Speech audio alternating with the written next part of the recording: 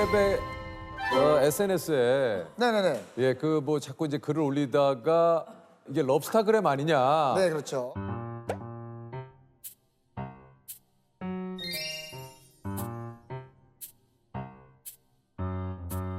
해가지고 소속사에 문의를 기자님이 하셨는데 소속사에서 공식적으로 조세호의 꼴값이다라고 인정을 해서.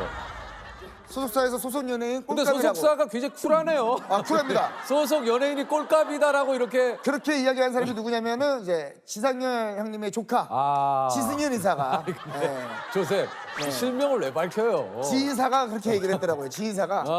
네. 네. 근데 지상렬 씨는 왜 얘기를 합니까? 왜냐면 이제 가족이니까. 반갑습니다. 처음 뵙겠습니다. 안녕하세요. 아유, 반갑습니다. 어서오세요. 네. 앉으시죠, 앉으시죠. 소개를 드리겠습니다. 투자자들에게 갓건영이라는 닉네임으로 불리는 글로벌 경제 분석의 1인자 오건영 컨설턴트입니다. 아유, 안녕하세요. 네, 안녕하세요. 반갑습니다. 아,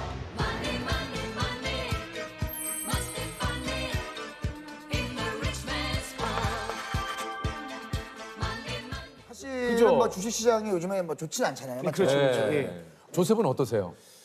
뭐 어떤 부분에 대해서 말씀드릴까요?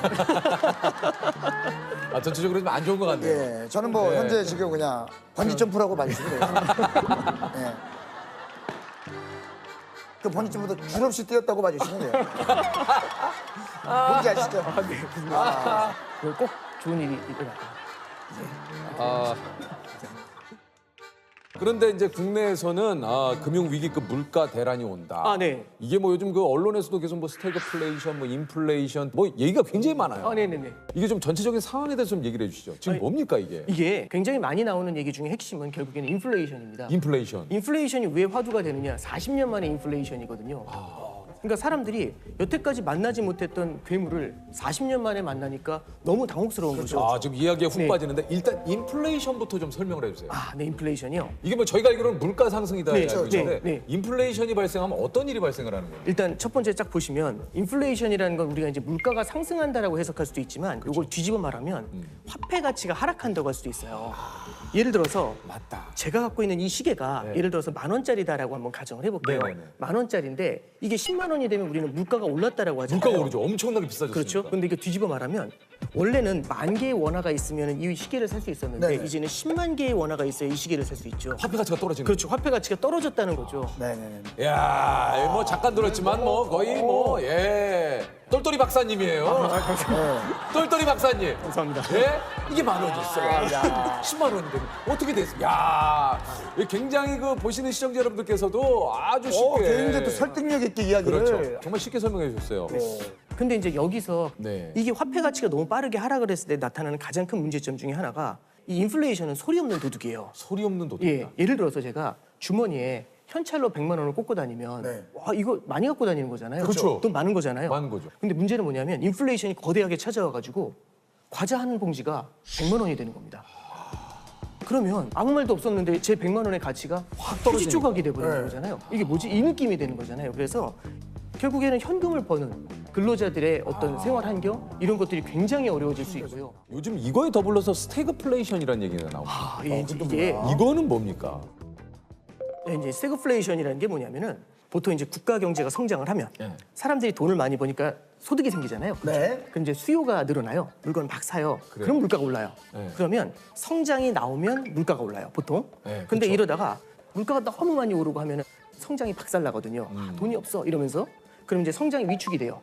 그럼 소비가 줄어들고 수요가 줄어드니까 물가가 내려가겠죠. 예, 그렇죠. 그러면 우리가 짝을 지으면은 성장이 좋아지면 물가가 올라요. 그렇죠. 성장이 떨어지면 물가가 떨어져요. 네. 이렇게 페어가 딱 잡히는데 이게 지금 말씀하신 게 인플레이션이고 저게 그렇죠. 디플레이션이죠. 이게 인플레이션, 이게 디플레이션. 디플레이션. 그렇죠. 근데 네. 이게 이상하게 엇박자가 나면은 이런 일이 벌어져요. 성장이 둔화가 되는데 물가가 뛰어요. 이걸 스태그플레이션이라고 해요. 성장이 둔화가 되는데 물가가 오르고 있죠. 화폐 가치가 하락을 하는데 성장을 바라보면서 돈의 공급을 늘리면 그 화폐 가치가 하락하는데 돈의 공급이 늘어나면 잠깐만요. 지금 어느 순간도 어디서 놓쳤어요? 솔직하게 얘기해. 어디서 놓쳤어? 솔직히 솔직하게 얘기해. 성장에서 놓쳤죠. 성장.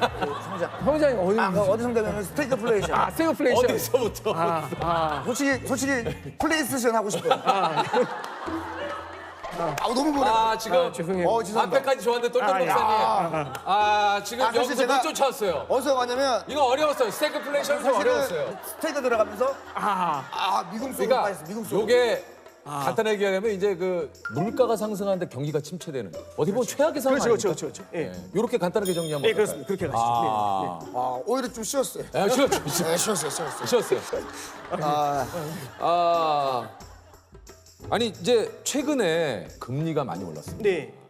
인플레이션이 물가 상승을 뜻하는데 그래서 요즘 금리가 오르는 겁니까? 네, 그렇습니다. 이게 이제 잘 예. 보시면은 인플레이션 자체를 갖다가 그냥 놔두면 별로 안 좋은 게 이런 문제가 생겨요. 예를 들어서 지금 은행에서 금리를 1년에 2%를 드려요. 네. 와, 이게 너무 적게 주잖아요. 근데 금리를 한 4% 정도 드려보죠.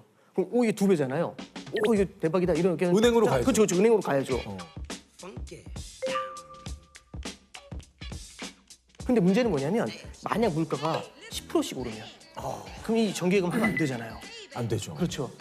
정기예금을 안 하고 물건을 사야겠죠. 그렇죠. 물건 언제까지 사야 되냐면 물가가 오르기 전에 사야 되겠죠. 그러면 미래에 살 걸 현재로 땡겨가지고 더 사요. 그러면 지금도 물가가 이렇게 심각하게 높은데 빵 터지면서 인플레이션이 훨씬 더 심각해지겠죠. 이게 이제 가장 큰 문제가 돼요. 그래서 이런 걸 해결하는 방법은 뭐냐면 4% 앞에다 일자를 붙이면 14가 되죠.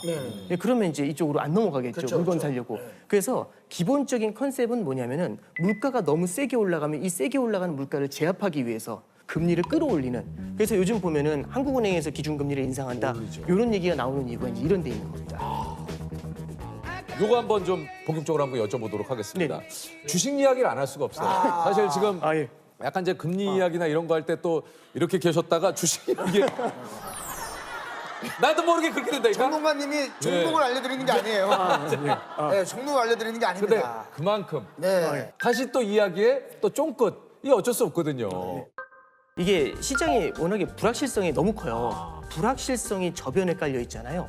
이렇게 됐었을 때는 추세적인 상승이나 이런 게 나타나기가 쉽지가 않아요.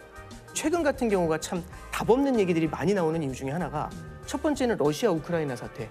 일단 예측이 안 되잖아요. 예측이 안 되죠. 얘네들이 산유국이고 그다음에 곡물을 수출하는 국가들이에요. 그러니까 여기서 전쟁이 터지니까 물가가 굉장히 많이 뛰잖아요. 그렇죠. 그게 아까 전에 말씀드린 것처럼 인플레이션을 자극을 하고 있는 겁니다. 인플레이션이 어떻게 될지 알 수가 없고 인플레이션을 잡기 위해서는 금리를 올려야 된다는 말씀드렸잖아요. 네. 금리가 어디까지 오를지가 알 수가 없어요. 그러니까 예측하지 못했었던 일들이 계속 일어나니까 시장이 계단식으로 하락을 하거든요. 그래서 이런 원인들 있죠. 안 좋은 불확실한 원인들 이런 것들을 모니터링을 하면서 조금은 기다려 보시는 게 지금은 좋을 것 같습니다. 네. 참 진짜. 자 그렇다면 여기서 하나 더 의문점이 생깁니다. 자, 매수합니까? 제가 굉장히 꺼내. 굉장히 지금 들어가요, 지금. 지금 바로 갈 수 있어요. 지금 한 300만 원까지 살 수 있어요, 제가. 요즘 이제 투자하는 그 분들하고 이제 얘기를 하다 보면은 이제 이 질문이 제일 큰 것 같아요. 많아요. 이게 지금 이 질문이 많아요. 제일 많은 것 같아요. 네. 근데 사실 이렇게 좀 불확실성이 높을 때는요. 지금 많이 떨어졌으니까 들어가야겠다. 이런 걸 예단하는 건 좋지 않은 것 같아요. 주식시장도 굴곡이 있거든요. 지금은 살까 말까 이런 것들을 고민하는 것보다는 살아남을 수 있는 좋은 기업인지 튼튼한 기업인지 이걸 바라보면서 지금 자기가 갖고 있는 포트폴리오를 다시 한번 냉정하게 보는 게 중요한 것 같아요.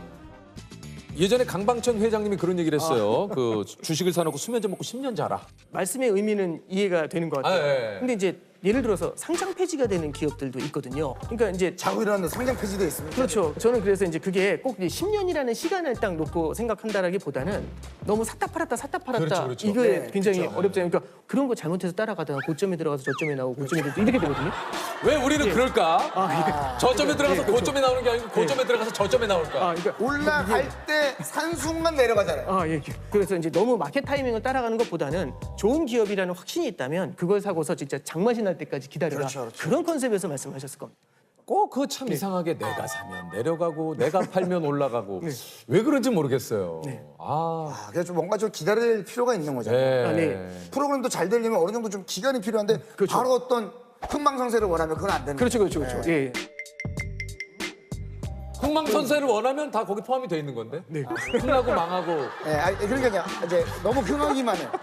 죄송합니다. 좀 잘못 무조건 오늘 이 단어는 써야겠다고 생각했는데 잘못 썼어요. 이 단어를 무조건 써야겠다고 생각을 해요.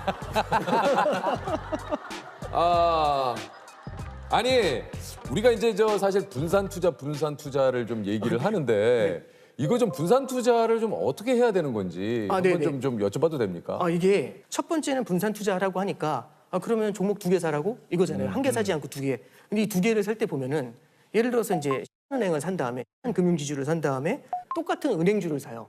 이런 건 사실 분산 투자라고 하기 어려워요. 그래서 약간 다른 움직임을 가져가는 좀 그렇죠. 업종의 차이를 가져가는 그걸 뭐라고 하냐면 섹터 분산이라고 얘기를 합니다. 예. 그래서 첫 번째는 섹터 분산인데 문제는 뭐냐면 주식시장 전체가 흔들릴 때는 모든 업종이 다 떨어져요. 다 의미가 없죠. 그러면 이제 분산 투자의 의미가 상당히 퇴색이 될 수 있거든요. 그래서 두 번째는 자산 분산이라는 걸 해야 됩니다. 그 자산에는 주식이랑 안전자산인 채권 이거를 분산 투자하는 걸 자산 분산이라고 합니다. 근데 주식과 채권이 또 동시에 깨지는 때가 있어요. 그게 올해 같은 케이스예요. 올해가 뭐냐면 금리가 뛰면서 주가가 빠져요. 맞아요. 이런 장이 가끔씩 옵니다. 지금 스태그플레이션 이런 장이 가끔씩 와요. 그래서 이런 때를 또 대비하기 위해서 대안자산이라는 게 있습니다. 대체 투자 자산이라는 건데요. 이 대체 투자 자산에는 뭐가 들어가냐면 원자재 투자라든지 금 이런 것들이 이제 들어가게 되죠. 그럼 예를 들어서 네. 유재석이라고 하는 회사가 있고 네. 조세호라고 하는 회사가 있다. 예. 100%라는 돈이 있어요. 네. 분산 투자를 한다면 몇 예. 프로씩 이렇게 좀 굉장히 날카로운 질문이신데 궁금합니다. 굉장히 이제 예를 들어서 그렇구나. 이제 좋은 것과 나쁜 것의 기준으로는 60대 40 좋아지는 것과 나빠지는 것으로 한다면은 40대 60 뭐 이렇게 다양한 포트폴리오를 구사할 수 있겠죠. 그리고 제 투자 성향이 중요한 것도 있는 거죠. 성향에 따라. 그렇죠. 제 투자 성향.